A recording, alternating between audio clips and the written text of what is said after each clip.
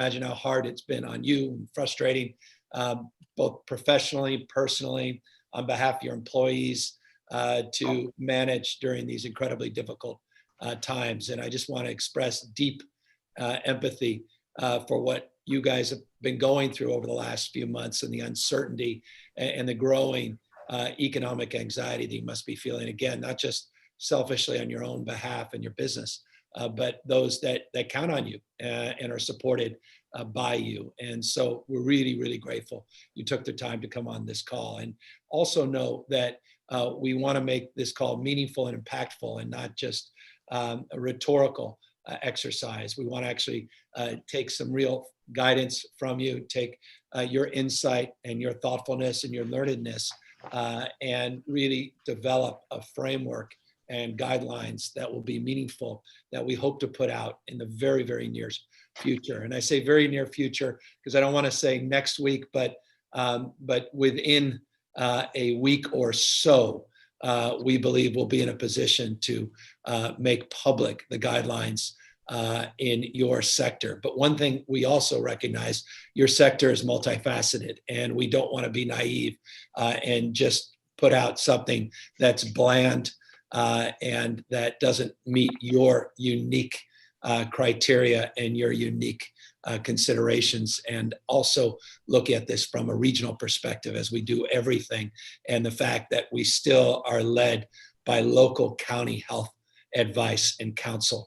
And that is a foundational framework for so much of the meaningful modifications that we've made, that we don't do it top down. We really want to be guided bottom up. And so one of the things that I'm very grateful to Priscilla and her team is also having a representative body, not just of types of operations within your industry, but also geographically, the diversity that you all represent. And so hopefully we can bring that to bear in this conversation as well, what you're seeing on the ground, what you're hearing, what you're feeling, and make this a meaningful 45 minutes to an hour. Again, thank you guys so much. And in that spirit of just moving right into this, as Priscilla teed this up, Francesca, I would love to hear from you.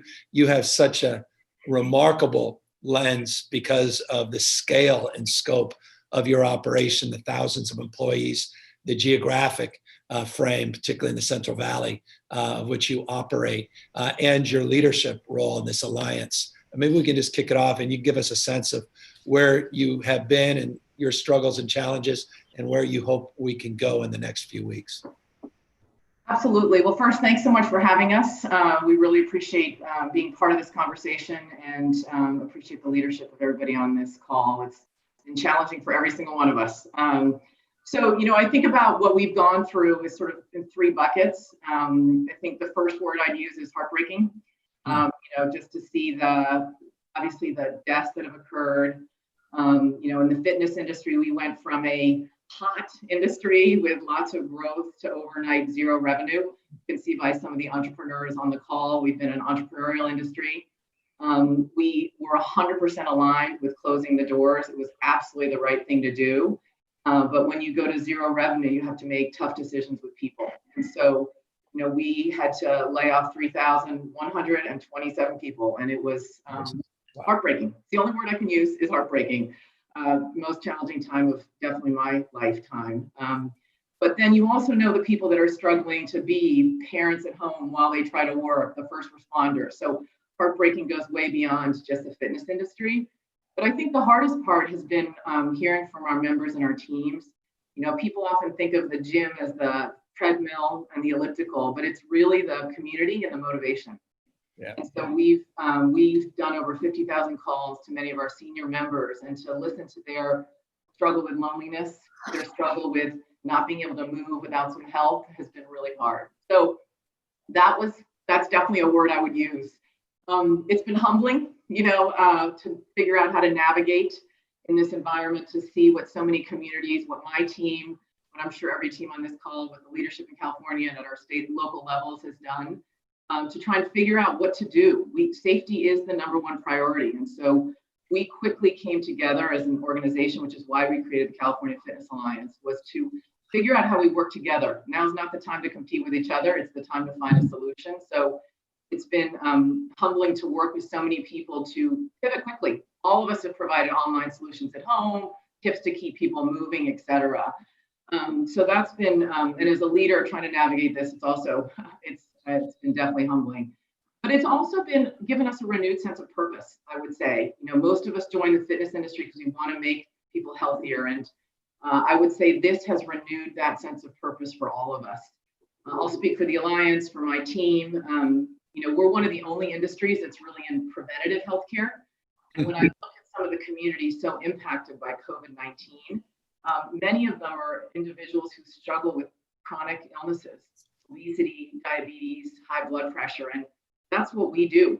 I mean, yes, we love the Ironmen and the triathletes, et cetera, but I know my peers on this call would probably agree, the most meaningful stories are the people that you take who are, struggling with a chronic illness and able to, become healthy again. And so I think as an industry, our renewed sense of purpose is how do we work together within the industry with other partners, hospitals, insurance companies, national parks, to say, how do we get more Californians healthier? How do we avoid those chronic illnesses? So if there is, God forbid, a round 2 of this or a future other kind of illness, more people can withstand it because they're healthier. So it's been the range of, from heartbreaking to humbling to renewed sense of purpose, but I really see this industry emerging stronger than ever, in a different way, with different partners, with different lenses, and really as a collaborator. We have been known historically as a competitive industry. We are competitors. A lot of us are ex-athletes. I won't deny that. But now we're going to compete to win against, bad health. That's really what we want to do. So that's been the journey we've been on, and we're anxious to emerge again to get California moving physically, mentally, and economically. I love it. Thanks for kicking us off in that frame and in that spirit as well. Just out of curiosity, Francesca, did you take advantage of the PPP program? Were you able to get any of that support? No, we were not eligible. We were too big under the SBA guidelines because we were 3,000 team members. So we have unfortunately received really no relief on any front at this point in time. So. Wow. Dario, I appreciate it. We could talk about Dario. I know that you were able to get talk about a modest, small support under the PPP program. You run a lot of group classes, a little bit different scale, but an intense frame in terms of the work you're doing. Give a sense from your perspective and, what have you been able to do any online? Was that PPP meaningful or was it just symbolic? How you doing, Dario? Yeah, we're approaching this, my staff and I and my community and I, with gratitude. And from my staff to my community, we're extremely grateful of the support that we've received in our shift to online Zoom classes, remote coaching, one-on-one Zoom calls on an every other week basis with each of our members.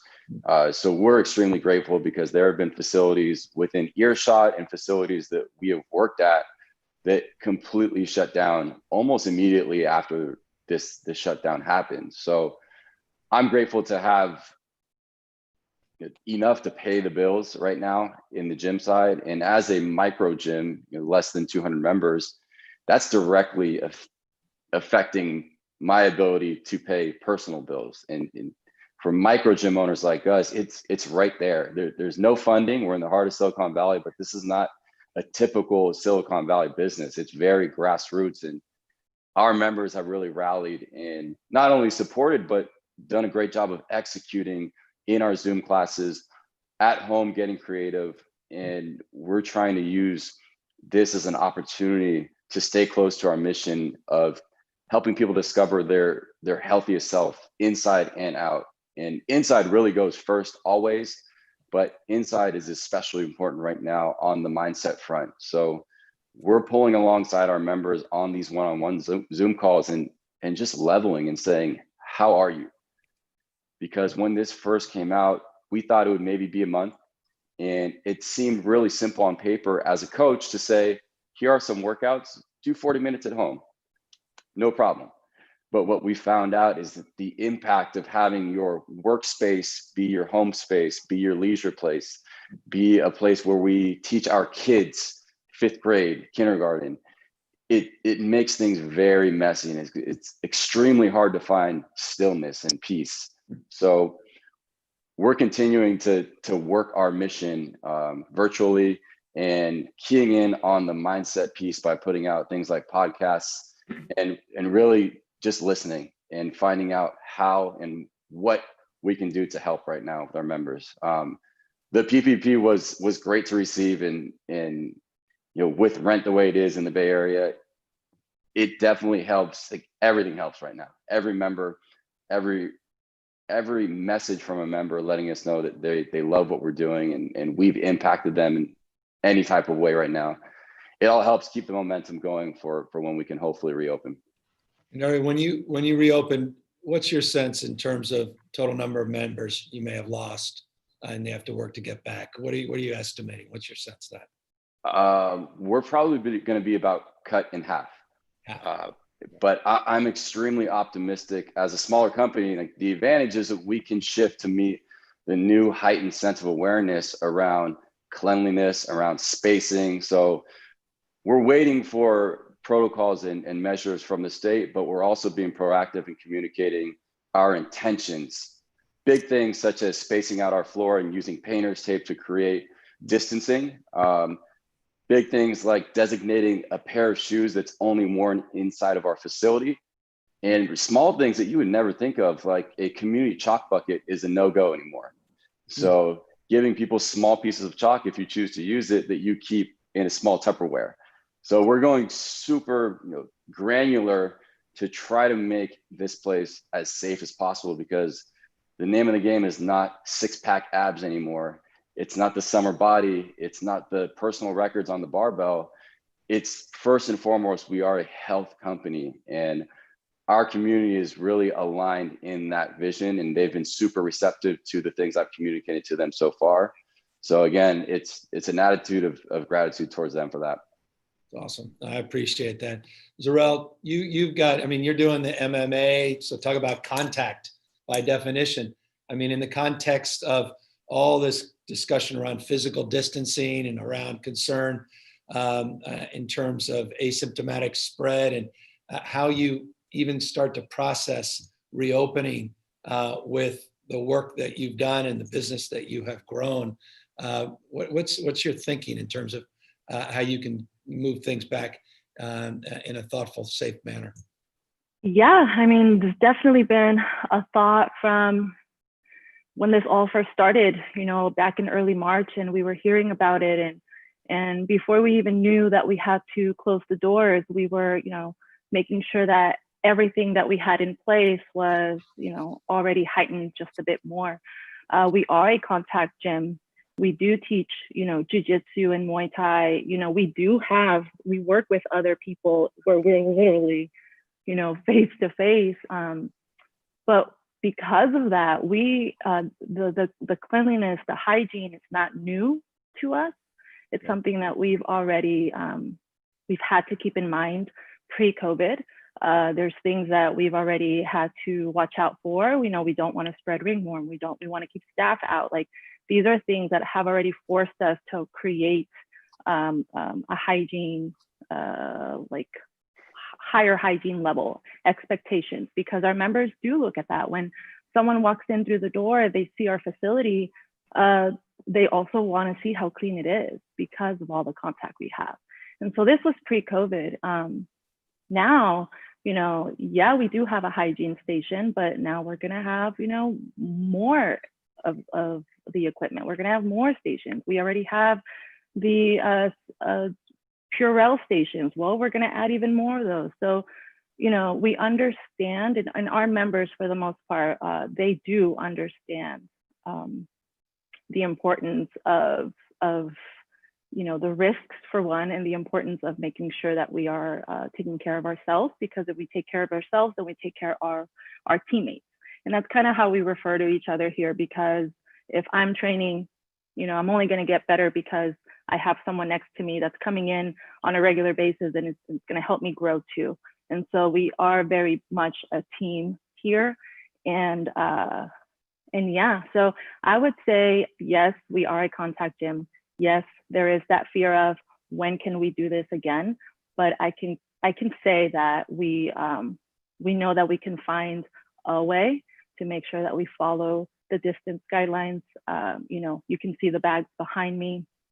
We do have the ability to be able to continue to grow and learn jiu-jitsu and Muay Thai, and for other facilities who are doing other additional contact sports, there's that ability.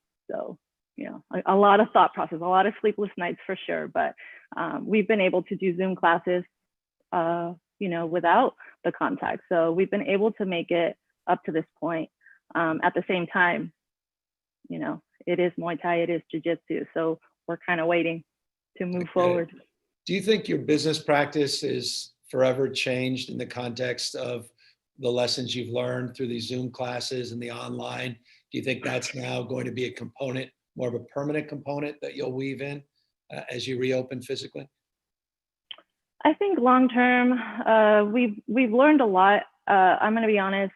I was very doubtful week one when we closed our doors, and we were talking about virtual training, and I was very hesitant because how can I punch air over and over again? And so it really was a leap of faith of, what, we're going to do it and we're going to be great at it. And our members really have been responding to that. So it's helped us discover something different.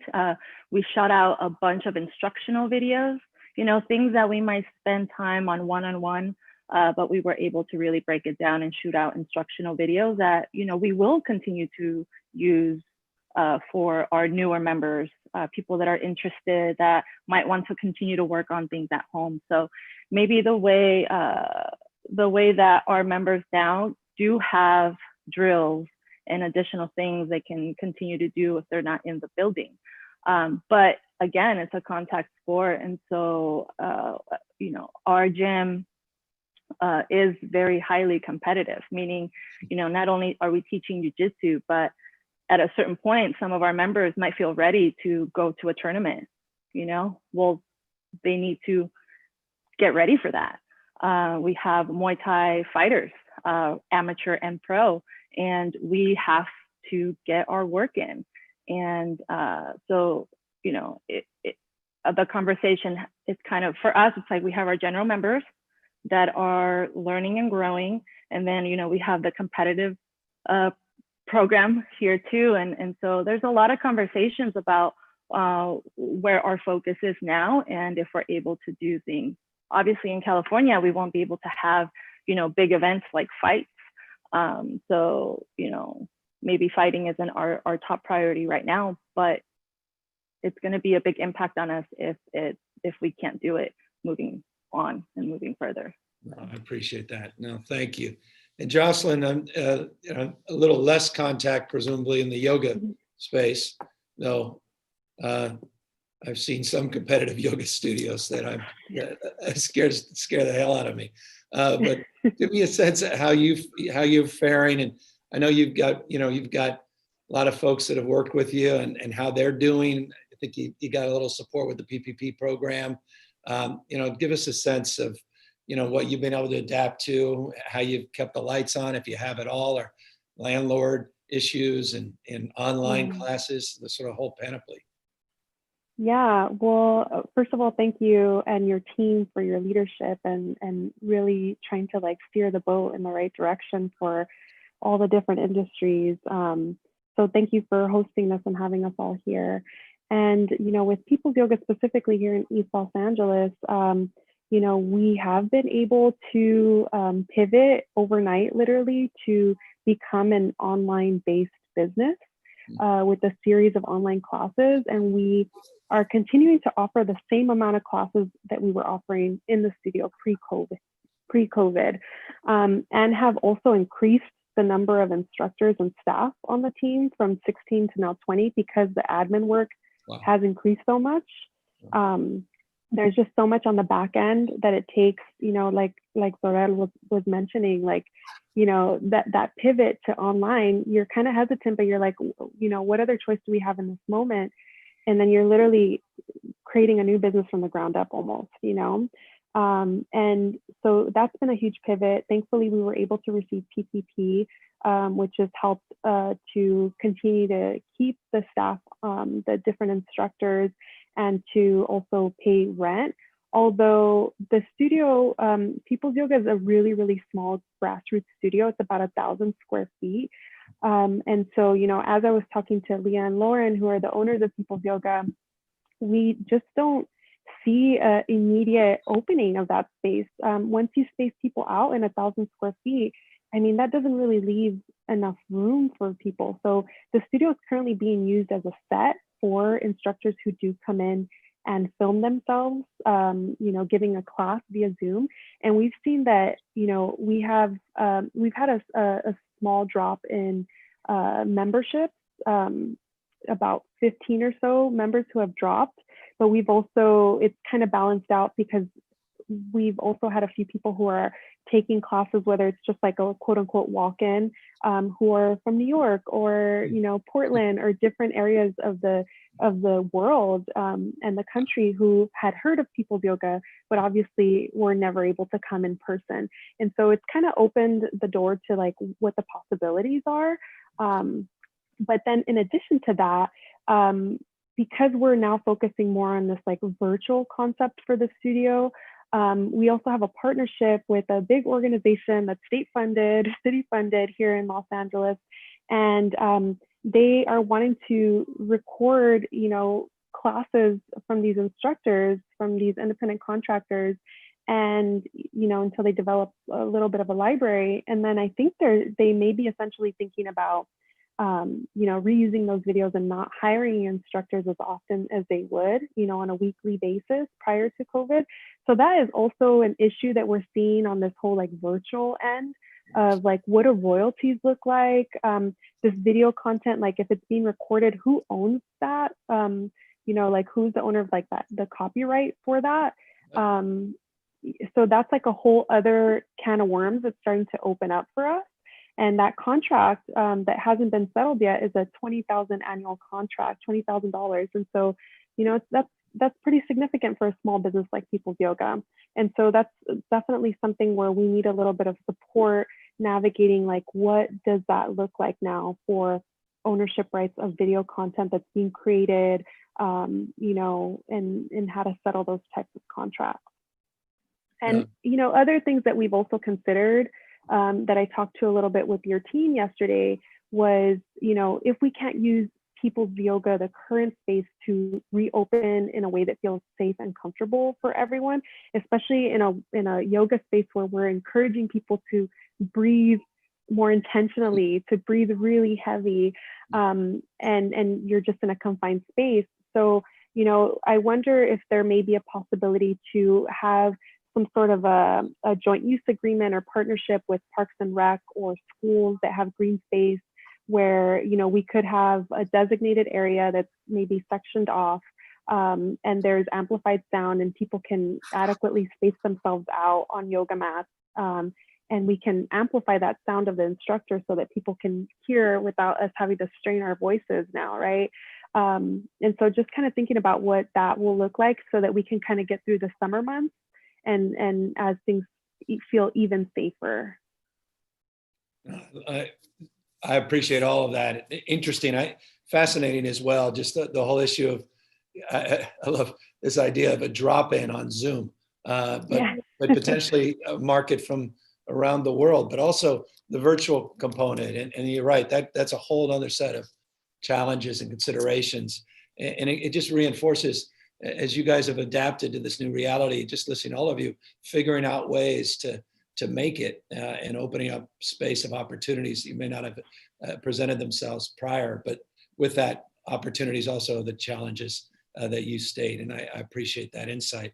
Adam, I appreciate you. I purposely made you last because every damn person in my office knows you well. They love your place, and they are more desperate perhaps than even your family members are to get you back and reopened.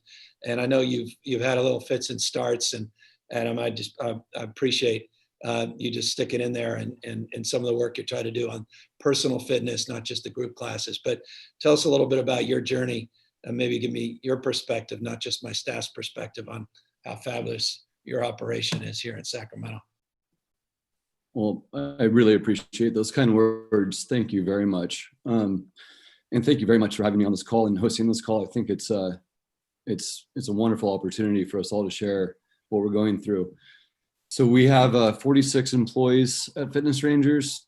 We did receive the PPP and we've kept them all on. We'll be able to keep them on through June 5th.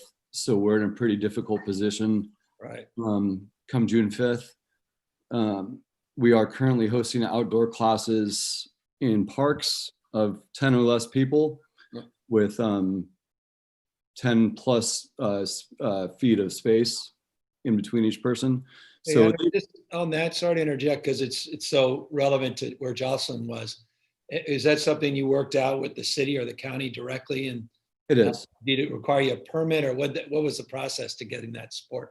So the county was wonderful. They said there's currently no permitting needed, and just go to the parks and you guys are all good to go. About 15 years ago when I started my boot camps, we did need permits and it was a lot more stringent than it is now to exercise outside. Our gym is 10,000 square feet and we have recently built very stringent protocols on how we can reopen safely and provide not only a clean, safe environment for our members, but also that outlet that they desperately need. I've received tons of feedback on how devastated the majority of our community is, as well as I am devastated financially, emotionally, mentally, and as is my family, my two small children. It's been extremely challenging. However, we want to provide a space that is safe and that is 100%.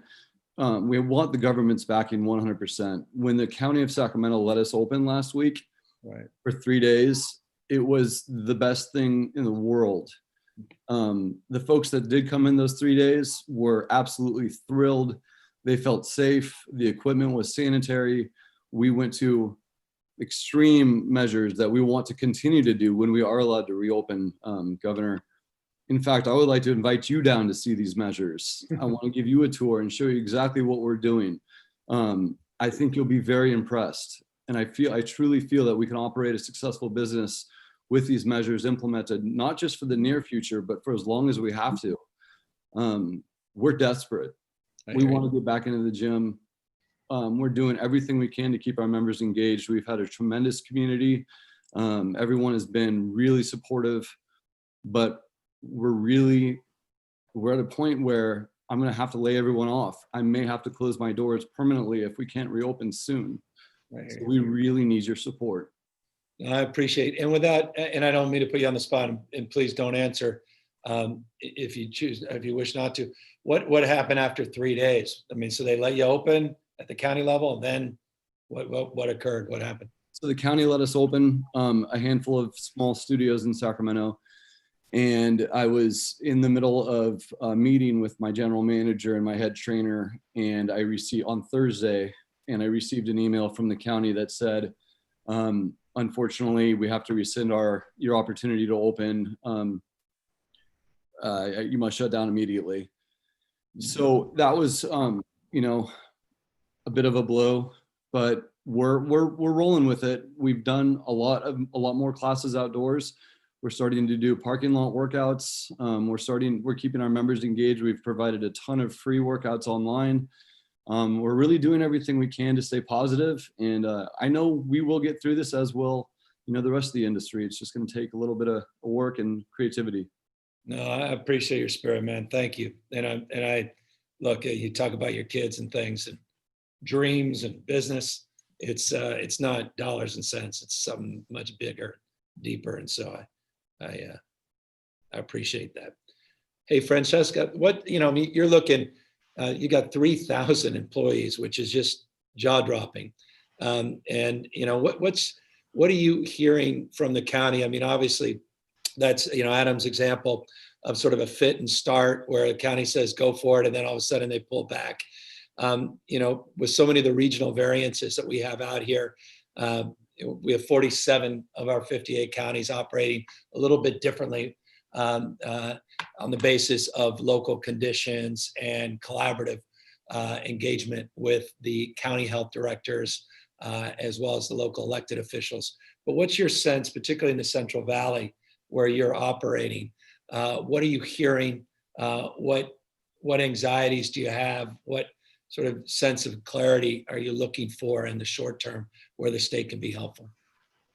So we have worked really closely at the county and even mayor level, both as In Shape, and then we started this California Fitness Alliance, a few of us, and hopefully my peers on the call will join, as a way to give a united voice to fitness to help work. We're in 18 counties. That's a lot of people to think about and navigate. And so our experience so far has been, we created a set of standards. We sent them to you, using input from individual studios all the way up to really big clubs like some of ours. So it was really trying to be as inclusive as possible. And we have, all of us in the Alliance have sent those to all of our county board of supervisors, public health officers, and mayors. And they have been incredibly appreciative. Honestly, the feedback we've gotten in the last few weeks is, one, they are, as many of you stated when we opened, really worried about the health of the community, mental, physical health, needing to get people moving. They feel strongly, as we do, that we have to go when the state says it's ready, because we don't want to end up with rogue players. So all of them are saying we are ready. They love the fact that we've given them guidelines to start with. They will obviously provide their expertise, but they really appreciated having something to start with. And they're anxious for us to open. I've participated in a variety of focus groups very similar to this, or roundtables, but they want to make sure that they're in alignment with the direction of the state, as we all do. And so I think where you and your team can be the most helpful is, similar to other categories, work with us on guidelines, issue those, and then we will work at the county and the mayoral level as well, to adapt locally if we need to. But they're ready. In a lot of our counties, look, we're in the Central Valley. We are a long-standing fitness destination. So our mayors and our county board of supervisors are our members. And while, Tom, I wish everybody could run those stairs like you do, we all struggle to be as motivated every morning. Look, I struggle, and I'm in the fitness industry. And I loved Dario's point on, it's hard for people right now to find the space. And then everyone's like, go outside. It's like, oh, it's 100 degrees outside. That's probably not the best place to start doing burpees, And so people really, they miss their community. We have acted globally. The first thing we did was reach out to a CEO from a health club in China who was ahead of us. What did they learn? How did they reopen safely? We just talked to Germany this week. We've been talking to the states it's open, to try and say, help us not make the mistakes you did, help us learn for what's working. So I think the standards we've worked with, that we presented, are provided experience from people actually living it, as well as guidelines from the CDC and Johns Hopkins. I think we feel really good that, given everything we know now, we can open safely, where members and team members will feel safe. And I think the pivoting you've heard is, we will all, if we learn more, we'll quickly move on it. So the counties are ready. They're waiting for some guidance from the state. And Francesca, just out of curiosity, in terms of your team members, that's obviously for you, particularly in terms of the scale and scope.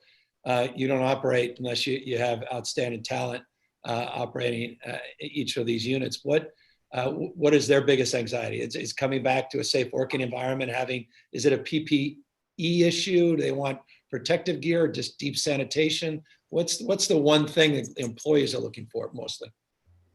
It's interesting. So we kept a general manager for every club, because at the end of the day, that's the leader in the club. And in Yuba City or in Turlock, the general manager, they have to own the standards in that club, and they have been part of that journey. I think people just want to come back. They're ready. They are ready. We just did a survey to our team members, checking in to say, do you feel safe? Are you ready now? Are you ready later? Of the respondents, we've got 95% of people that are like, I'm ready to come back. I think what people also may not realize about the fitness industry is our lives have gotten a lot more complicated, with kids at home and school and spouses laid off. And In fitness, we provided some more flexibility for many of our instructors or team members, where there is flexibility in the day. So you can come, and I'll use Adam, you could be a coach in the morning teaching a few boot camps and then go home and homeschool your 7-year-old in the afternoon. And we're one of the industries that provides, I think, for women in leadership and men right now, a way to get back to work, take care of their family, but also operate in what I think will be a challenging environment for a while. So our team understands that. They really appreciate it. And so we've been, people are really excited about the standards. We're training everybody right now, the current employees, and they're like, this is great. We had a meeting last night and they said, I feel prepared that someone comes in our door and asks a question and is worried. I have an answer and I feel really good about it. So I give the industry credit. I mean, we've leaned on all of our partners as well as ourselves to help develop those. So I think people are just ready to reopen. We need to get back to work. I love it. And Doria, are you feeling the same? I mean, the employees that been able to hold on, or, I mean, it's, you're able to get folks back. I mean, are they moving on? Are you worried about keeping some of your key staff you may have lost at this moment?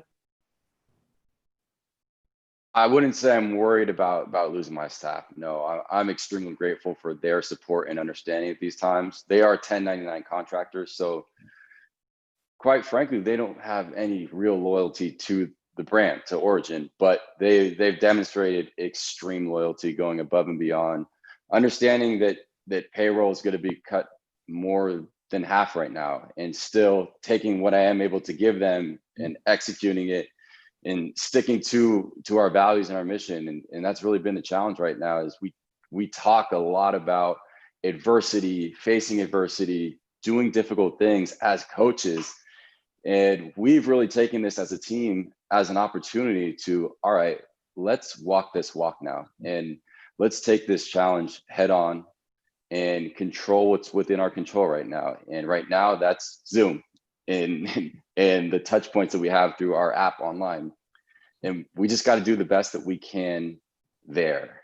So I wouldn't say that I'm in fear of losing my team, but I really feel for them, because one of my main missions is, when you are coming up in the fitness game, you're working here and there and 1099ing here and there and there, and there's really no home, and there's nowhere where, for some people, anyone is looking out for your personal and professional development. And that's a vision that I have for anybody that I employ to any measure, full-time, part-time, 2 classes, 10 classes. I want to make their experience as a fitness professional the best possible. And usually I'm able to do that, and I have the tools to do that. But right now we're finding other ways, and just figuring out, what do we have right now? We have time. So let's build a foundation on how we teach different movements and mindset techniques. So every week we get on a call, and it's called Coach's Corner. And it's a really cool open forum for my staff and I to just jam and create processes that are eventually going to help people when they get back. And then also for me to touch base with them and try to give them tools to be able to help people, whether it's at Origin or another place they coach, move them there too. Nice. I appreciate it. And Zarel, just how many folks did you employ before this pandemic, before COVID? Our coaches were also 1099, and with our kids program, adult program, jiu-jitsu, Muay Thai, I would say 12 of us did, it could be 1 or 2 classes a week, or it could be, head of a whole program. So yeah, 12. And do you see everybody coming back? I mean, or is it not a light switch that turns on? I mean, it's going to take some time. What's your sense? I mean, that's kind of tough to say because, again, we're all kind of living our own personal, we're going through our own personal things right now too. Like to be honest, have to think about who's going to take care of my daughter if I have to come back and open the doors.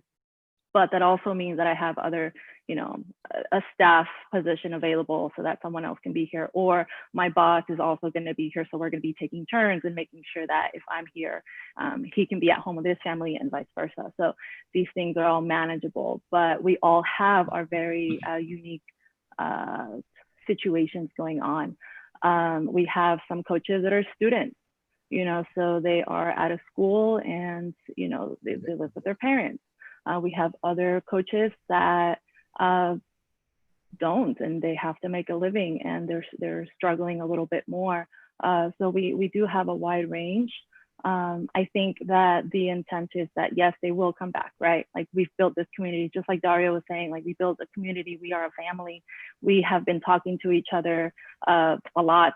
I've had to depend a lot on like I said, my teammates, my coaches, my boss. Like, I probably 6 weeks ago was just probably in the darkest, lowest, a little depressed here, and people helped me get out of it. So we're all here for each other. I have high hopes that we can come back and, continue moving forward. And, but, like I said, we've all been talking, we've all been helping each other out. We've all have still been there for each other in one way or another. I love that. And Jocelyn, just that sense of community, which is so foundational. Do you feel you lose a little bit of that online and these Zoom classes, or are you able to create community on Zoom? Absolutely. And sorry for the construction noise outside, just in case you hear any pounding. Yeah, I think that we've absolutely lost a little bit of that sense of community. When you go into a studio setting, you get to greet people in a different way. Sometimes there's like hugging, how are you been? How's your daughter?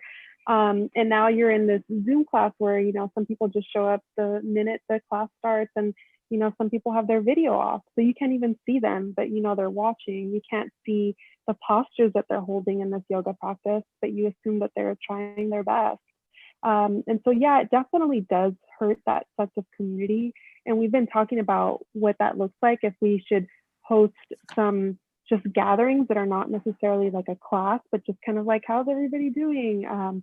Just to kind of keep that energy going, because people's yoga is so different than any yoga studio that I've ever been to. I've been practicing yoga for the last, over a decade. And I had been to, yoga studios in downtown Los Angeles on the west side, and frankly, anywhere where I can get a Groupon that I could afford, right? And then I finally walked into people's yoga, and I had this like sigh of like relief that felt like, this is my community. They're all these bodies in here are like people of color who have endured a great deal of trauma, generational trauma. We live in a low-income community and have oftentimes felt that pressure of oppression that has been, somewhat normalized to a certain extent.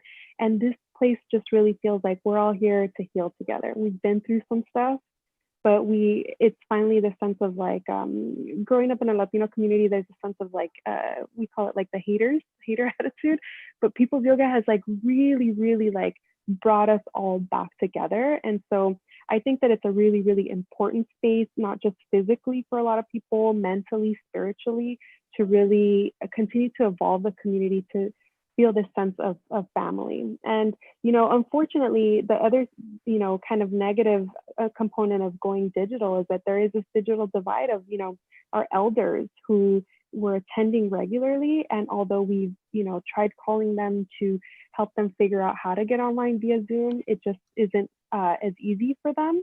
And so that's been an issue, and that we've lost that part of our community that we feel is really important to keeping a hold of those traditions.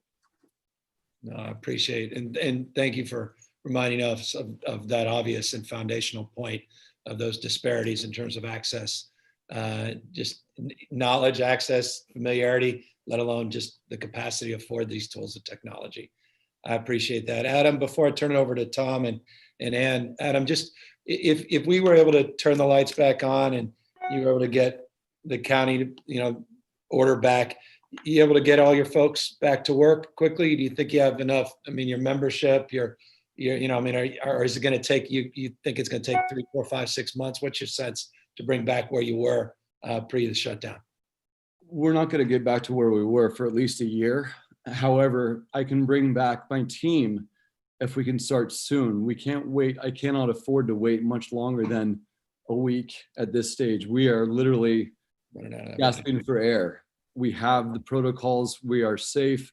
I know that a lot of my friends in this community that have helped me develop these protocols are right in the same position that I'm in. And Governor, we need your help. We need to do this very soon. I guarantee people will be safe. They will feel safe, and we will make sure that they are safe. We will do everything in our power to make sure that in this fitness atmosphere, this is health and wellness we're selling. Right. We want people to continue to be healthy and well.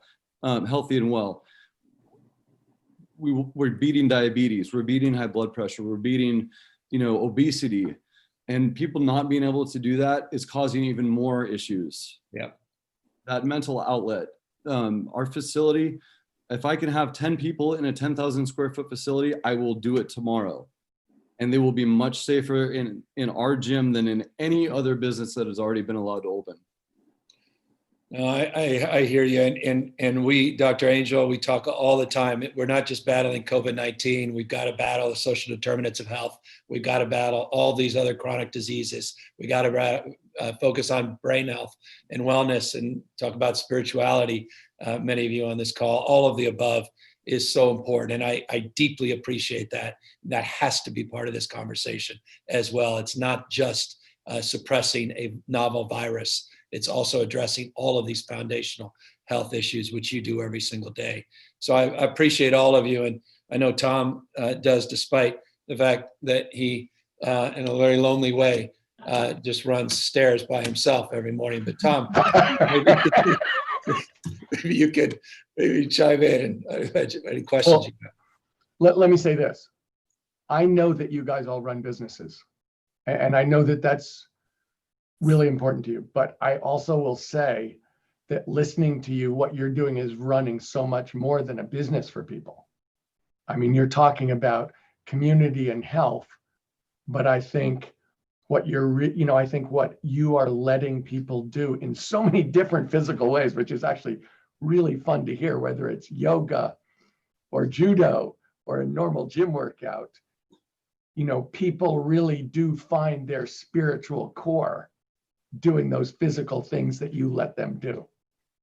And so I don't really have a question. I just want to say, I really appreciate what you're providing for people in a very deep way. I know it's a business, but I can tell you that for your customers and the people who you're teaching and leading, it's much more than, just showing up for an hour to get a sweat. It's really a deeper thing than that. It does have a huge deal with spirituality and community and health. And I want to end just by saying, Francesca said, another day, another race, which was the story of this guy didn't want to run on Sunday because it was the Lord's Day.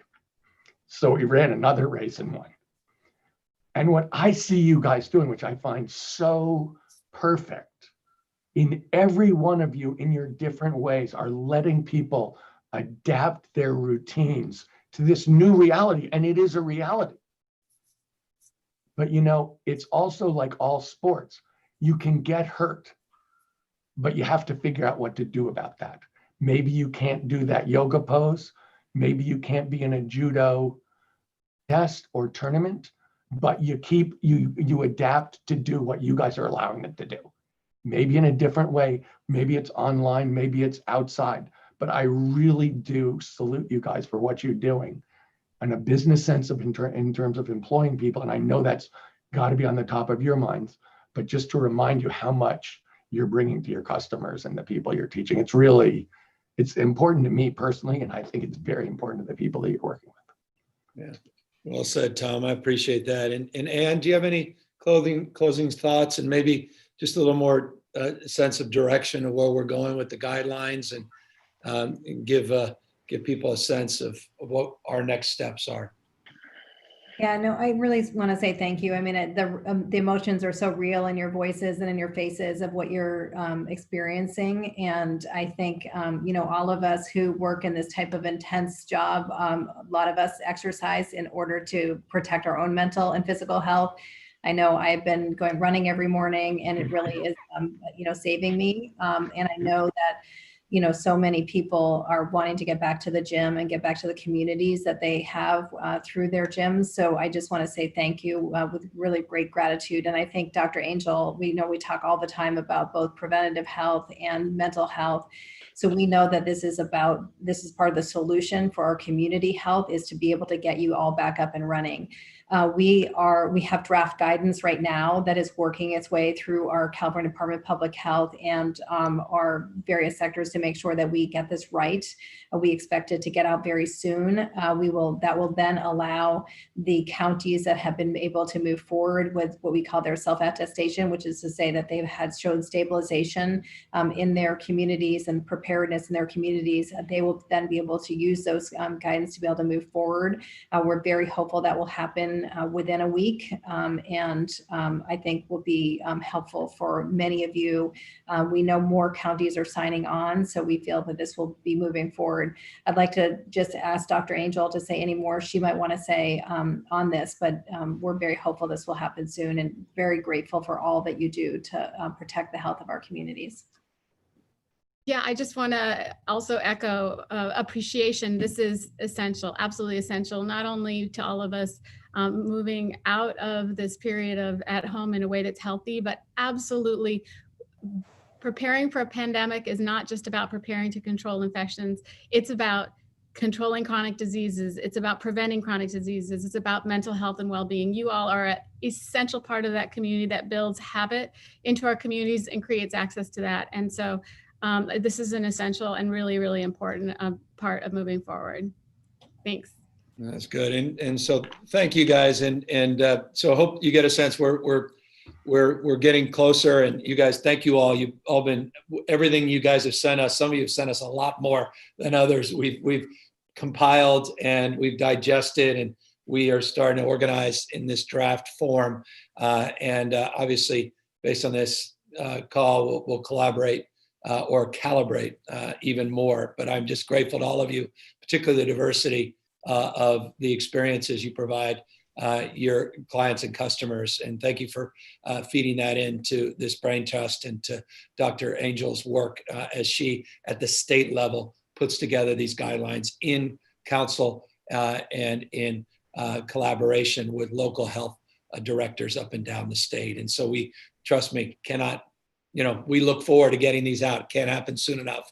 And I hear that loudly and clearly, but also I just want to express loudly and clearly our gratitude to you guys for participating today. And thank you for everything you've done to hold strong through this difficult time, and really look forward to you guys thriving over the next few months when we start to turn the corner. Thank you guys. Thank you. Thank you so much. Governor. Thank you.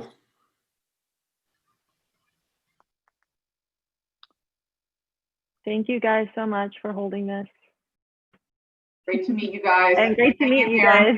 We're going to get through it. Hang in there. Thank you. Best of luck, everybody.